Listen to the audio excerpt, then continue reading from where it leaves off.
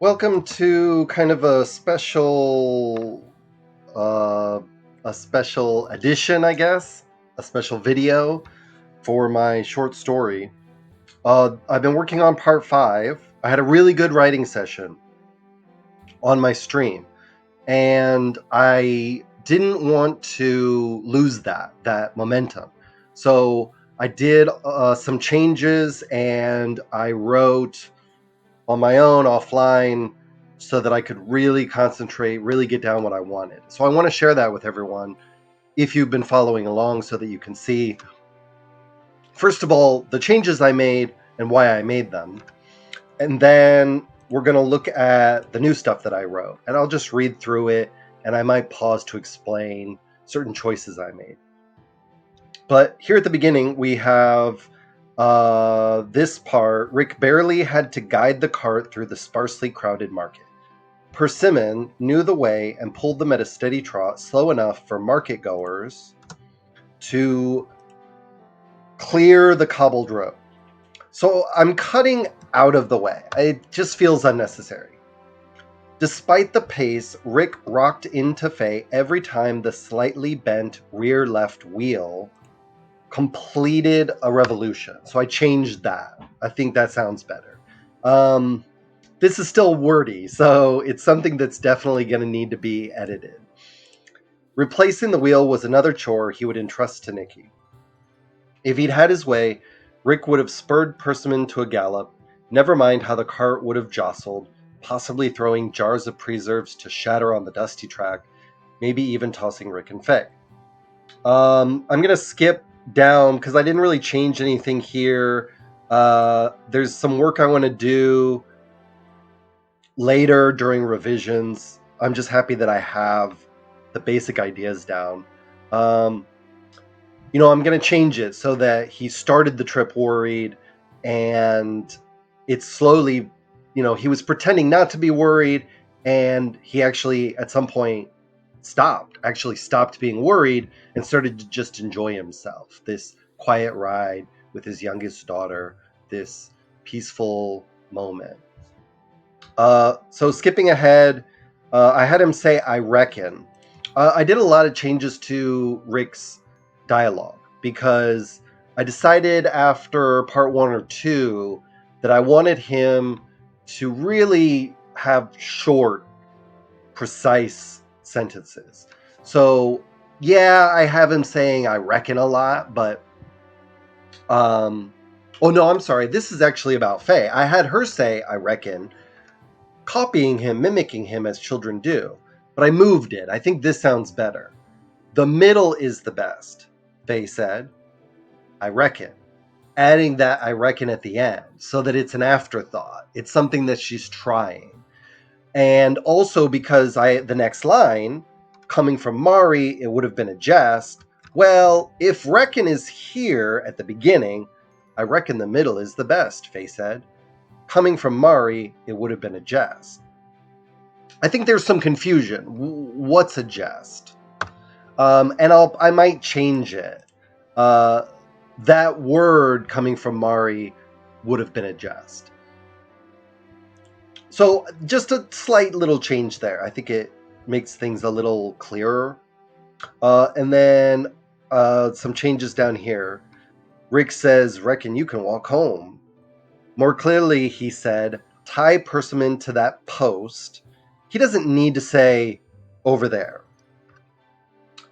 And then economical language. Then go up front and ask for a carrot. I'm cutting water. I feel like if he's tying the horse up, there would be some kind of trough or something. I might mention that, might not. For Persimmon, not you. Yeah, she's a pig. She's been eating nonstop. That I might cut. We'll see. It's something I added for humor reasons. And then this whole thing, when that's done, start unpacking the boxes. Well, that doesn't fit anymore because I'm going to have Rick do it with the tavern owner's son.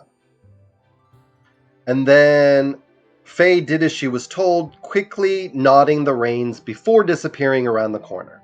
So when I was in the midst of writing, trying to get ideas down as quickly as I could, I just overlooked the fact that she disappeared around the corner and didn't tie the horse up like she was told. So I added a quick line for that. In her absence, he moved brusquely and lifted a box. We don't need to say what's in the box. We've already talked about that. Box is a word that I'm really going to have to keep an eye on because I'm repeating it a lot. I'm talking about box, box, box. But I don't know that I want to keep using a different term every time, but I need to keep an eye on it. He kicks the door, a bolt scraped, the door swung outward, and then I changed this. I had a squinting face swimming up from the darkness. Goody Lynn's eldest son, a young man named Puck around Nicky's age, squinted against the sun, riding the top of Rick's hat. I really like that image of him wearing some kind of hat and the sun, but it just doesn't work. I think this is better. We immediately have sounds of laughter and soft music ebbed out, but were mostly overridden by shouted orders for lunchtime meals. And that'll probably change. Because I also want... I think it might actually be better for it to be Goody Lynn, the owner, shouting. So we hear her presence. Despite the cornbread Rick and Faye had shared, his stomach gurgled like an ogre's challenge. Okay. So then Puck says, Goodman Rickard. So here's a change. He was Goody Lynn's eldest son and the closest thing Nicky had to a friend. You know, Nicky lives on a farm. He probably doesn't really go to school. He's too old. He's a teenager. So he wouldn't have a typical friend, right? And then his eyes swept down to the burden in Rick's arms and widened. Is that grape jam? Rick said. Okay. So not too many changes. That was a small bit of writing, a page and a half. So everything blue is new. This is all the new stuff. So now, is that grape jam? Rick said, hefting the load into the empty space between them. Grunting from the effort. With youthful quickness, Puck took the box without complaint and set it inside the tavern storeroom. Contrast. You know, Rick's middle-aged. When he lifts heavy things, he's going to grunt and moan. Puck is young. He takes it. There's no noise. He's young and strong. While Rick turned and began walking the few steps back to the cart, Puck jogged past, another box in his arms before Rick was halfway there. So really pointing out the difference in their ages, that contrast. We've got box. Oop, what happened? Wrong button. Is Nicky still practicing archery? Puck asked, throwing the words over his shoulder with a slight angling of his head. So like, is Nicky... And he's carrying the box. To his surprise, that should probably be to Rick's surprise, the young man didn't seem envious or impressed. There was a wry tone to his words, as if Nicky's hopes amused him. Rick lifted a box and turned, not surprised to see Puck right behind him already. So you can see box. I don't want to say box too much. And this was, you know, one of the goals is constant movement. So they arrive outside the tavern. Faye goes. Rick gets out of the cart. He's constantly moving. He's at the back of the car. Even these two, they're not just standing and talking to each other. Sometimes that's okay, but that's not what I want to do. In this story, I want constant movement. If Rick stands still, it has meaning. He's enjoying a moment. I want it to stand out more.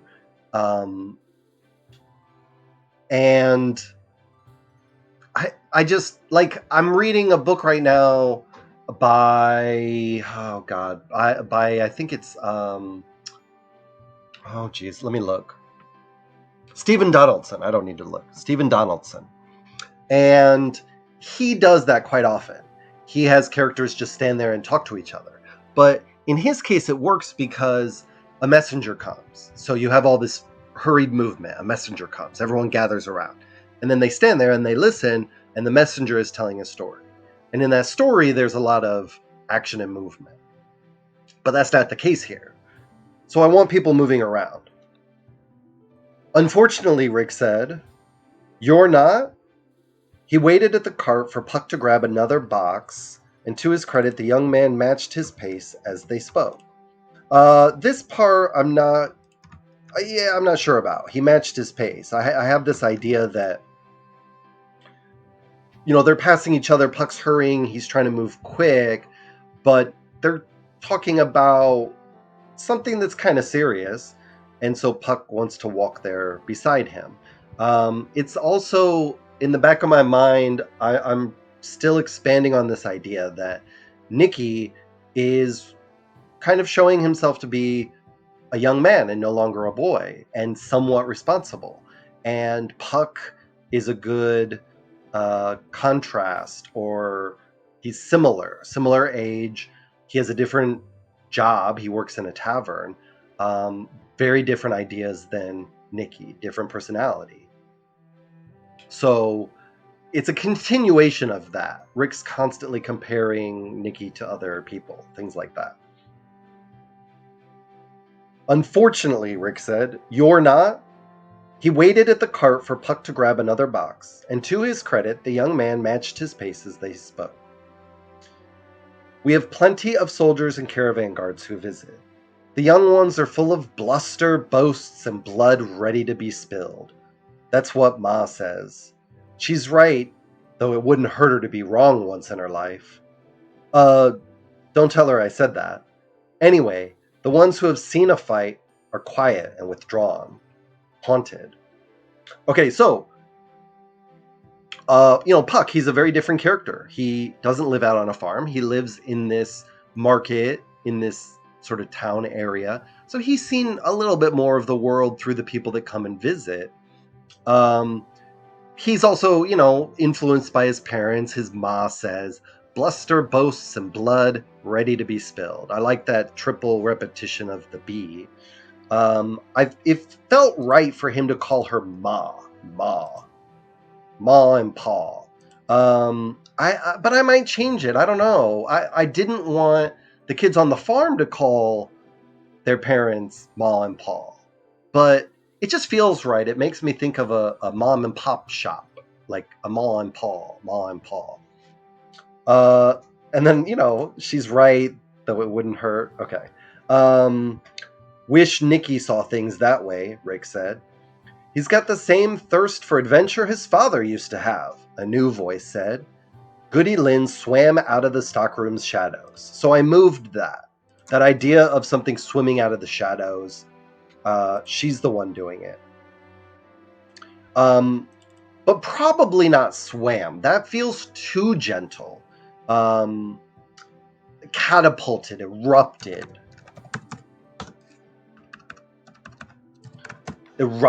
I always like the word erupted when people are leaving, entering really quickly. But yeah. Goody Lynn erupted, rushed but economical in her movements.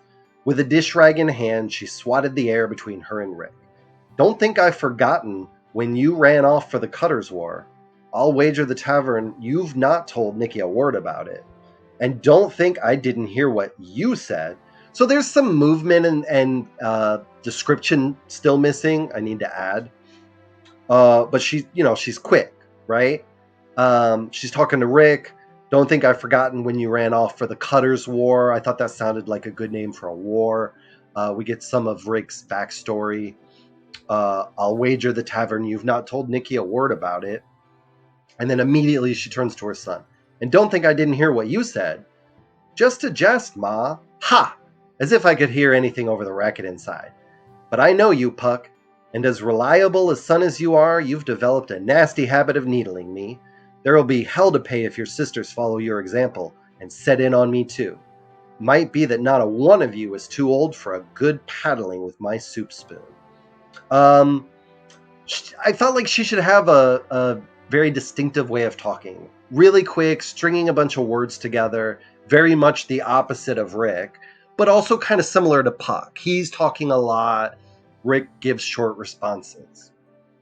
The words rushed out before she reached the cart, where a familiar scrape and pop were followed by Goody Lynn emitting a low, satisfied sigh. So I was trying to find a good way to describe the fact that she's opening a jar. I'll have to look at that. But I didn't want Rick turning and looking. I didn't want to say the word he heard. Half my customers come back because of Elm's jams. Don't know why she doesn't set up a stall and sell it herself, but I'm eternally grateful she doesn't. This one's for me, she said, shaking a jar up in the air where it caught the sun's rays and glinted like gold. Probably not gold, glinted like, purple diamond, because it's a glass jar with grape inside.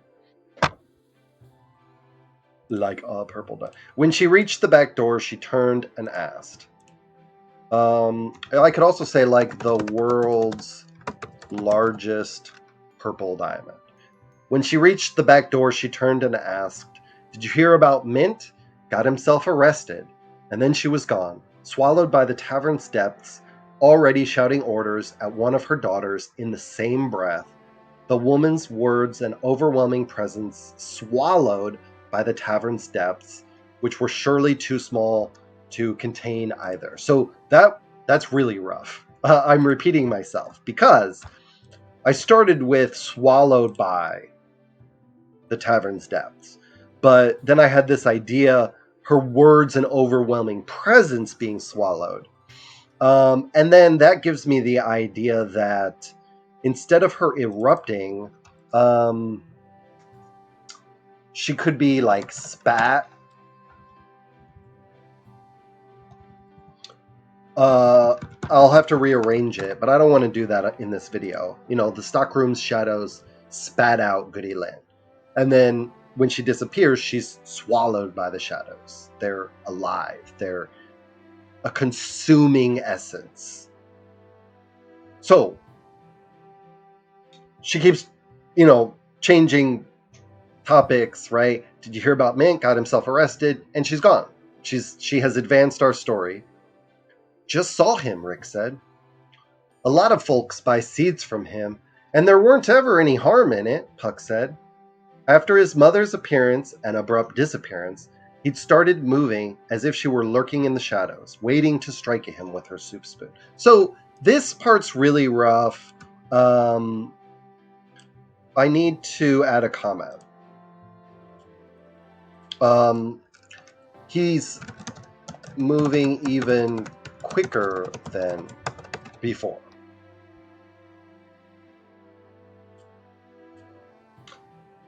Okay. Hold on. Wait, why did I get all the way down here? Oh, crap. What? Okay, hold on. How did I do that? Let's try this again. He's moving quicker than before. Okay. As if she were lurking in the shadows, waiting to strike at him with her soup spoon. Okay, so there weren't ever any harm in it, Puck said, until the fall of the Corner Kingdoms. I thought that was a cool name for some kingdoms, as if there were 4 kingdoms that all kind of shared a border, making this sort of cross pattern, and each is a corner of a square, kind of. It's all anyone's talking about, Puck said, nodding toward the tavern with his head. Okay, so, he hears gossip, he hears news. What's it to do with Mint? Rick asked. The ship he came back on departed there. Must have left before it all happened, or during. How? Rick asked, mouth suddenly dry. Destroyed by plants, if you can believe it, twisted by the art into some kind of weapon. So we get the da-da-da, oh my god, Danger, danger, danger. And then Faye appears. What are you talking about? Faye asked, suddenly there beside the car, a sweet roll in her hand. Luckily, Rick was facing Puck, whom he silenced with a glance and slight shake of his head. With a glance and a slight shake of his head. Even more luckily, I mean, I'm trying to play with repetition. The young man understood and kept quiet, something Rick had begun to doubt anyone in his family knew how to do. I thought that was funny. So let's look at it. Luckily, Rick was facing Puck. Even more luckily, I don't know, I might cut that. Putting you to work at the tavern, Rick said, wrapping levity around his voice to hide the renewed panic. Rotten now, like an infected limb. Okay, very rough. A very rough image that I had. Something, an idea that I can go back and I could work it into this whole section. I could even put it in the previous part. Have his panic be an infection, have his panic be a disease, and describe the spread of it. It has symptoms. And then when we get here, it could be rotten. It's too far gone.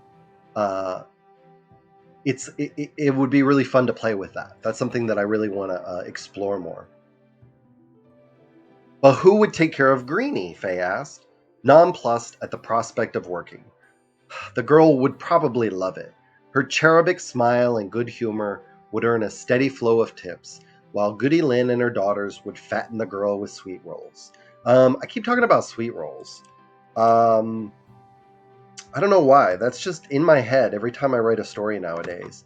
I'm worried that I used cherubic at the very beginning of the story, which is okay. But I want to check just to be sure.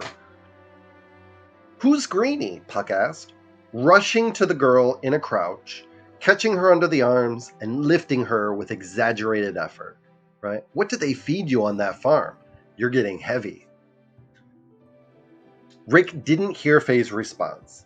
He mumbled, stay with Puck, and walked away, slowly at first, but only until he passed out of their sight. All the stalls merchants sped by in a meaningless blur as Rick raced to the place where Mint might be locked up. He might be, I have might and might. He might be in one of the dingy cells beneath the Alderman's house, but Rick doubted it. So I was looking for a word. Yeah, see, it wants me to say Alderman's house, which is the word that I looked at.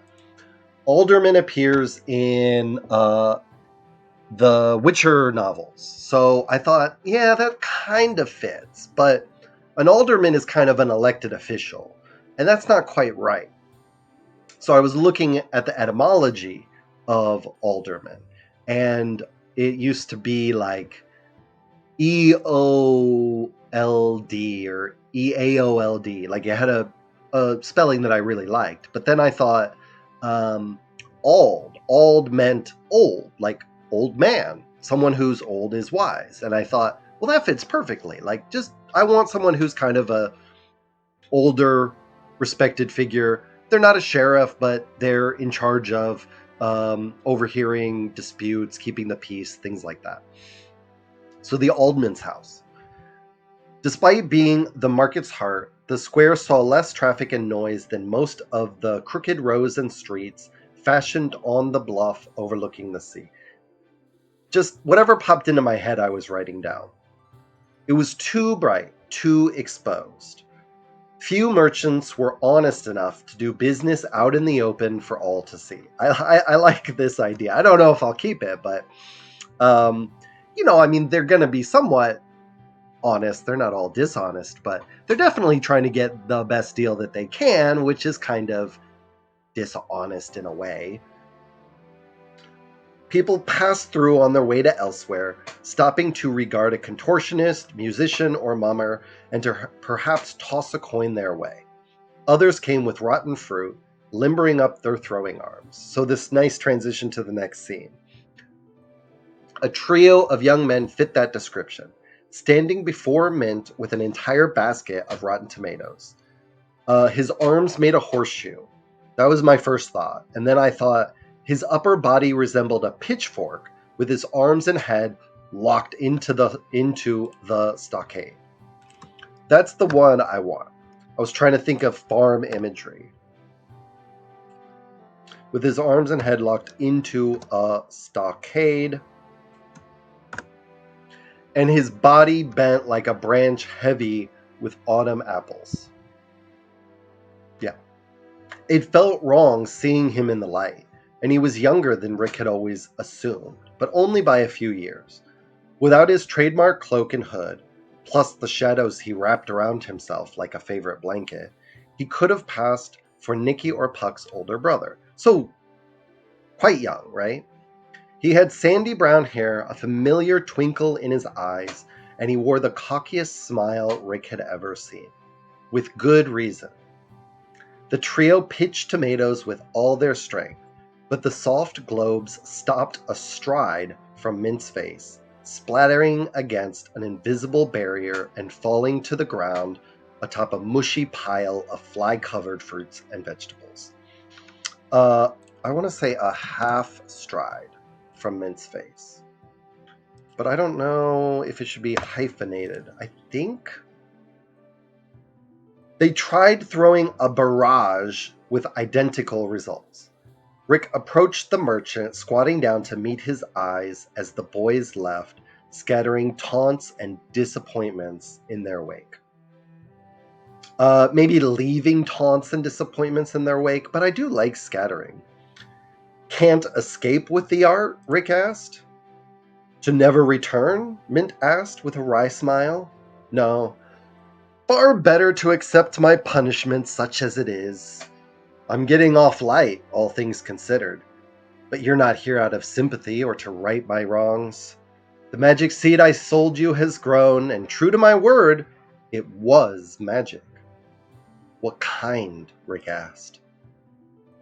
Honestly? Mint asked. And when Rick favored him with a scowl, the merchant laughed, feigning offense. I've always been honest with you, Rickard, and your farm has prospered through my seeds.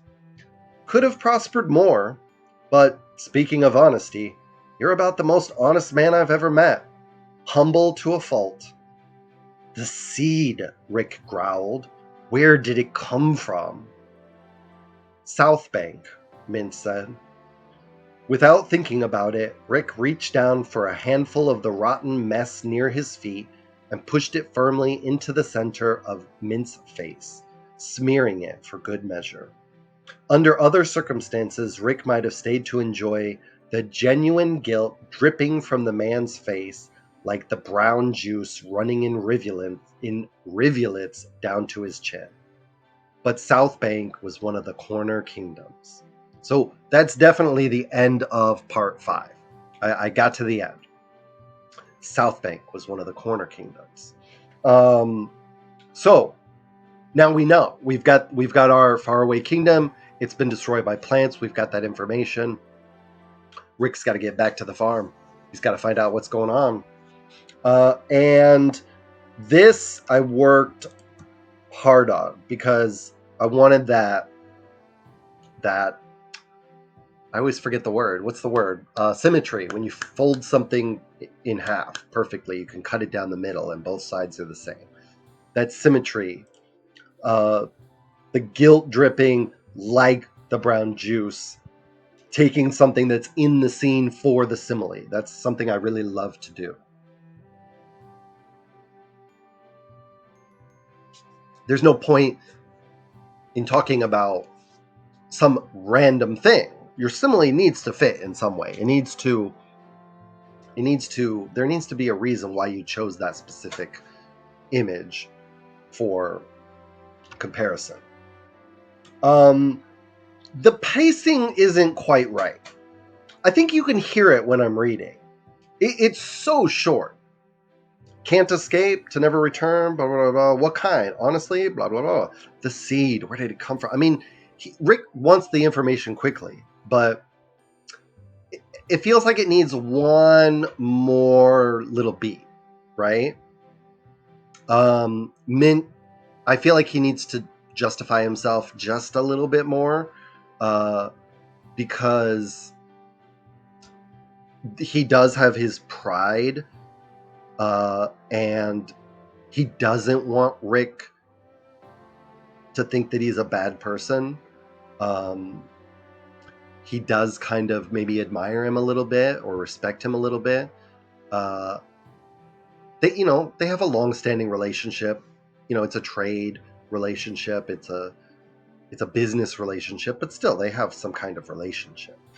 So it needs like one more little beat before we get this. And then I thought about this. I thought he's not violent. Rick's not a violent man.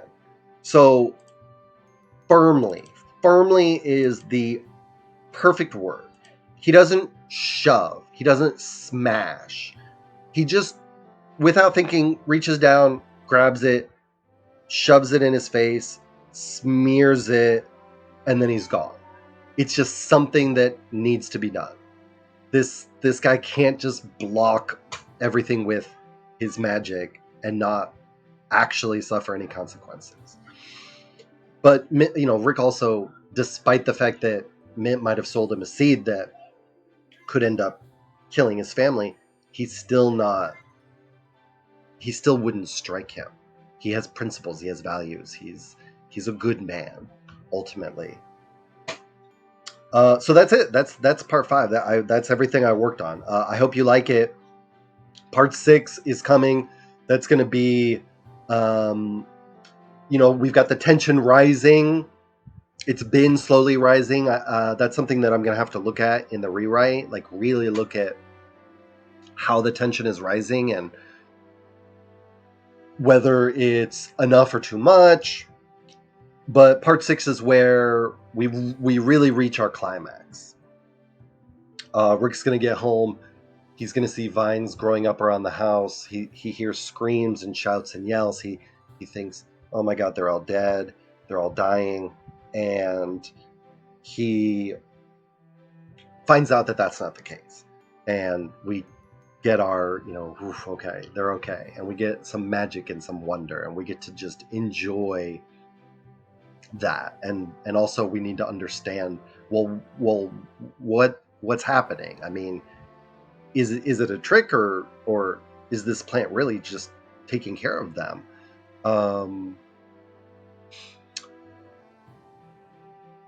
And I'm thinking, I'm still brainstorming that, and I'm thinking whether they should come to that conclusion on their own, or whether that's something that Mint could help with.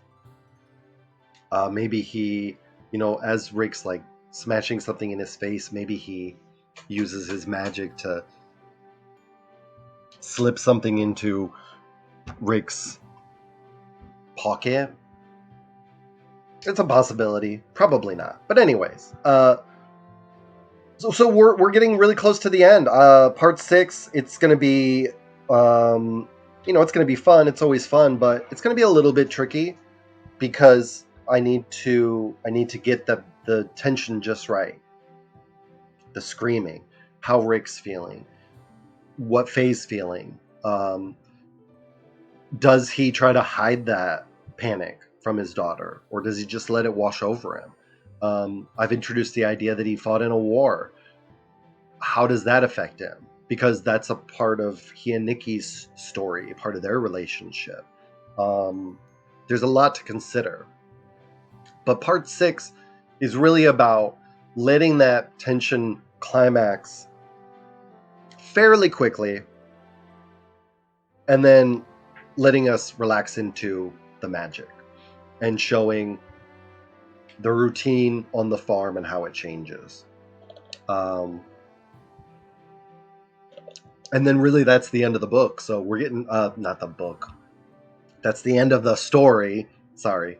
So we're getting real close. I'll show you. We're at about 8,500 words because I have a lot of notes. My new goal was to keep it under 10,000. So I'm meeting that extended goal. Okay, that's enough. That's enough rambling. I hope you enjoyed this video. There's going to be plenty more. So